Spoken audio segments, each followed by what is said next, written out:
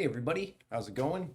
So today we're going to be talking about Longlegs, a recently released 2024 film by Oz Perkins, starring Maika Monroe, correct me if I'm saying her name incorrectly, and then Nicolas Cage. So I saw this the other day. I think this film, it sort of suffers from the massive marketing that was done for it, but overall is a pretty good detective thriller horror film.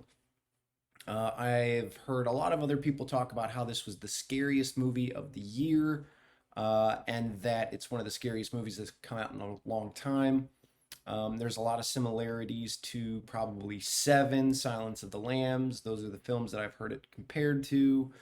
But for what this film is, I think I gave it 7 out of 10. Overall, a pretty satisfying experience. I thought the acting was great, the cinematography was great, the overall style and look of the film all top notch. And I would say that the film kind of loses a little bit in the ending. Um, we'll go through a little bit of the plot details a bit later. We're probably going to go into some spoilers just to elaborate on my thoughts on the film. But this was one I was looking forward to. The trailer was very, very good. A friend of mine sent me a website which was part of the viral marketing for the film that sort of goes through the history of the different murders that take place in the film and that are being investigated. The film follows Maika Monroe. She is a junior FBI agent and she is investigating these murders and trying to get to the bottom of it. Um, Essentially, she is. Uh, it's not 100% clear whether or not she's actually psychic, but she has this ability to sort of read into certain situations and to have a level of discernment and potential precognition or some level of psychic ability. Um, and it's never fully explained whether or not, that is 100% what is happening. Um, it has quite a bit of uh, psychological horror to it, and there's the idea of some religious horror, which were all very good, I would say. I think along the lines of, you know maybe I would compare it to Silence of the Lambs with a touch of maybe some David Lynchian horror to it. Some there is some idea that there is a supernatural aspect to it. Um, it's hard to know for sure what exactly all of that meant within the film. So, I'll kind of give a plot overview and different thoughts that I had along the way. Um, Again, like I said, it's a pretty good film. Um, the acting was very good by Mike and Monroe. Um, and I think the talk of the town and sort of one of the big marketing points of this film was Nicolas Cage being in it. And I guess, I don't want to spoil too much just yet, but Nicolas Cage is Longlegs. He is the killer of the film. He is the main antagonist. And I was very surprised by his personification within the film. I didn't know what to expect because the trailer doesn't really reveal a lot of that stuff, neither in the marketing materials, but he is in full prosthetics. It's almost impossible to recognize him. His voice, I think, is the most recognizable aspect, but his portrayal of the character was pretty chilling, very, very creepy. And I thought, for what the film was, I think he did a wonderful job, and he definitely creeped me out. Um, so going back to the plot, so she is investigating these murders, and the film opens up in uh, a non-letterbox, in a 4:3 format, where it's clearly there's nobody actually filming it.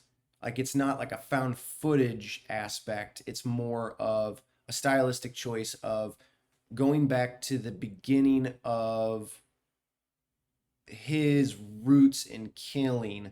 Uh, and it's not clear in the film whether or not that this is one of his first murders or what exactly is happening, but it's Nicolas Cage's character Longlegs showing up at this.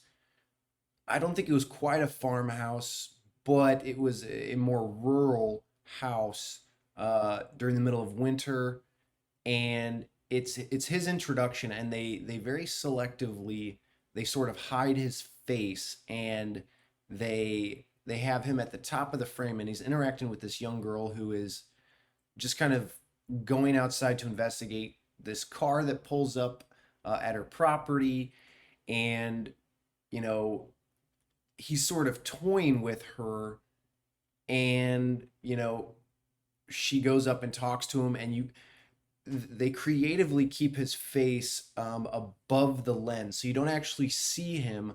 And then when he finally does come down into frame, it's such a split second side of him that you can't really see what's going on, uh, and you can't get a good picture of him. But I loved during the opening credits how it goes from this 4:3 to expanding into the widescreen, and the sound design I also really enjoyed, and it definitely set the tone for a lot of creepy ambient sound. I think sound design is one of the most important things when it comes to horror films, and I think that they achieved above and beyond when it came to that aspect. And I liked the stylistic sort of retro feel to it. The like the 1970s, 1980s film presentation, the way that the titles are shown, the way that they're presented, and the stylistic choice of that, I really enjoyed. And so, um, I guess we'll switch over to just showing a little bit of the IMDb page of it. So, and I love how they always have the advertisement at the top. But so her character is new in the FBI. She's a somewhat junior member. The beginning of the film tracks her going out on a door-to-door search for a killer, not Longlegs, and immediately they go to this suburban area, and her partner is the one kind of misogynistically deciding, I'm going to go up to the door, I'm going to take the lead, you just sit back and you know do your thing and kind of observe and report. But she gets this feeling that something is going on in the house across the street, and she has this absolute certainty through potential psychic powers that that's the house to go to. And immediately when the partner rings the doorbell, he subsequently gets shot in the head very abruptly, and it's sort of a jump scare moment. It's definitely startling, uh, but she makes her first case, and this sort of solidifies her acceptance into uh, being a more observant, a more uh, like a highly uh, that she is a valuable member of the FBI. Let me say that. And so I don't know if she necessarily gets a promotion at that point, but she starts working with a more senior investigator within the FBI, and they begin searching and investigating the Longlegs case. And so the next portion of the film is her beginning to look at the evidence of the previous murders, also looking through uh, any potential leads that could stop Longlegs. He has been leaving notes and uh, letters at the various murder scenes, and the idea is that essentially nobody there are all these murder suicides, and that there is no evidence that the actual killer Longlegs was ever in the house. So all of these are being done from beyond, and somehow the fathers of these families are proceeding to murder the wives and the children, and then committing suicide at the end of it. And so that's sort of the main mystery of the film, is how is he getting away with this? And it's the continued investigation at the different levels. So she, because of her intuition, there is a lot of ambient noise throughout the film. When, for example, she's in her house and she's looking through the letters, she's trying to break down what is happening, and she hears these different. It's it's a weird noise that's going on. I don't exactly know how to explain it, but um, whether or not it's a psychic ability or it's her imagination, it's hard to say. The film eventually leads into potentially giving answers to these questions, but it's hard to say how much of that should just be taken at face value. Um, as she begins to uncover more about Longlegs, um, she has conversations with her mother throughout the film that suggest that she comes from a religious upbringing, or that at the very least her mother is very religious. She asks her, "Have you been saying your prayers? Your prayers are what protect you from the devil." And Longlegs sort of suggests in his letter writing that this is the work of the devil. So, proceeding further into the film, I will say it was very enjoyable to watch, in the sense of the cinematography was great. There are a lot of long lasting shots that get you to look at the background, get you to look further into the shot, expecting something to happen. And a lot of the times, it's more of a uh, ambience builder. It's more of uh, a tone setter, where you're constantly kept on the edge of your seat, wondering what's going to happen next and what am I going to see. And it all leads to a more plot heavy ending. And I'll just go ahead and get into spoilers now, because that's sort of uh, where I think the film kind of loses a bit of its traction. That there's a lot of mystery and there's a lot of suggestion earlier in the film, but the way that it finally unfolds, um, I'm not sure I was a huge fan of the ending. And I think it over explains some things near the end, and it gives you concrete answers, supposedly within the lore of the film, within the reality of the film.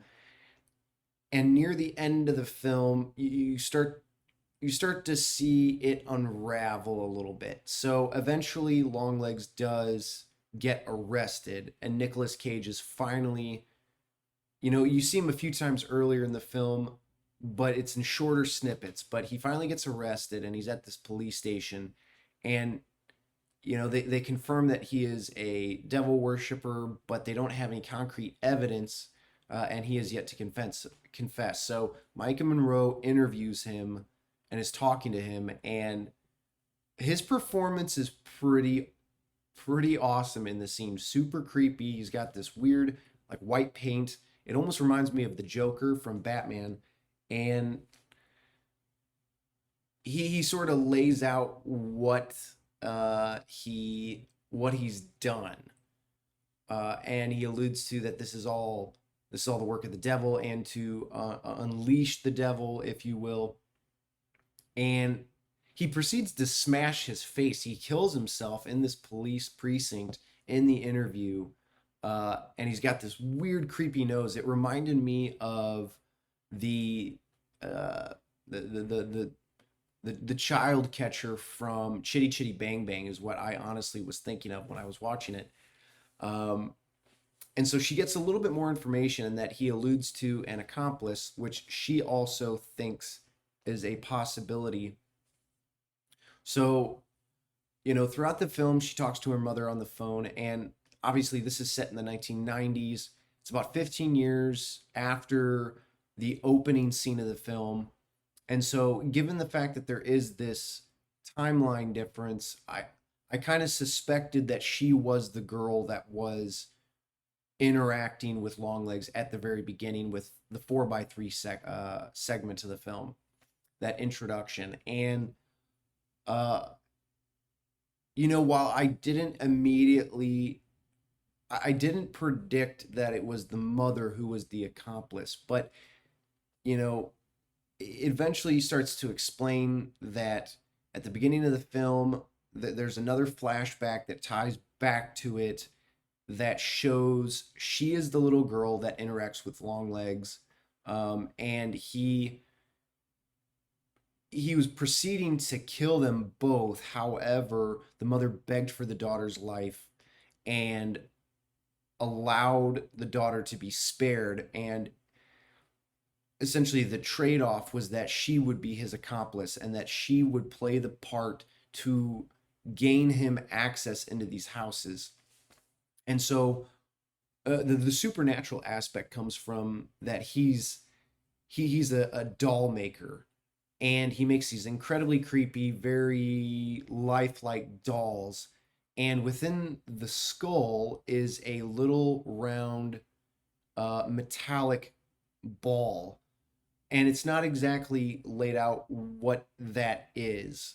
And so the idea is that he imbues some sort of demonic or power of Satan, of the devil within this ball, and then that when he brings them into the houses of all of these potential victims, that it proceeds uh, to possess the fathers, to then proceed to murder and kill the family, um, and that the mother agrees to essentially be his accomplice by going to these various houses and telling them that they've won this prize. And when it is brought into the house, it proceeds to possess possess the family. And it seems like everybody is kind of in a trance when it happens. um, Earlier on in the film, Micah Monroe, with her partner, her boss, uh, visits his family, and the daughter invites her to her birthday party. And immediately I knew that at some point in the film that is going to come back up. And part of the pattern of murders is that all of these murders took place within a week of the daughter's or the child's birthday. I'm pretty sure they were all girls. And, you know, it was very clear, yes, if the sergeant's or her boss's daughter is going to have a birthday and all of these other murders take place around the birthday, you knew that it was going to lead up to that at some point. And that was sort of the climax of the film, is that when she discovers that her mother is part of this whole cycle, that I didn't know how exactly it was going to unfold, but the mother goes to her boss's house and brings the doll, and the doll possesses the husband, the father at that point, and she shows up, uh, Micah Monroe's character, to warn them. And immediately, the father, based on his demeanor from previous in the film, which he's a very open, uh, he's a good boss, like, he's a good partner, and he's with her along the way, but you can tell his demeanor is totally changed by the end of the film. And the final climax is that she proceeds to kill her mother because her mother is the one doing this. um, it was very weird. I don't know why, uh, the husband takes the wife into the kitchen, and that he's taken her in there to murder her, and she essentially just lets it happen. I didn't quite get that. Uh, if she knows what's going to happen, why didn't she stop him before he murdered the wife? So he murders the wife. He comes back in the room. She shoots him in the head. She shoots her mother in the head to stop that. And then, she tries to shoot the doll. And at that point, she'd only shot 3 rounds. But obviously, a revolver is going to have 6 rounds. And it's not clear whether or not there was another supernatural thing going on here. And it stopped it. Um, but that's where I lost a little bit of interest there at the end, because it wasn't fully explained, all of the intricate details of how it was working, but you just assume that it was working based on what you were told. And so whether or not the devil or the supernatural aspects were stopping the film from finally shooting when she tries to shoot the doll, not super clear. In the scene where she goes to visit her mother leading up to this, she's with one of her partners, who's driving her home after seeing Nicolas Cage break his face and kill himself. Uh, and she goes to see the mother, and the mother at that point proceeds to kill the partner out in the car. And when she sees the mother in the back of the house, the mother is aiming the shotgun at the doll.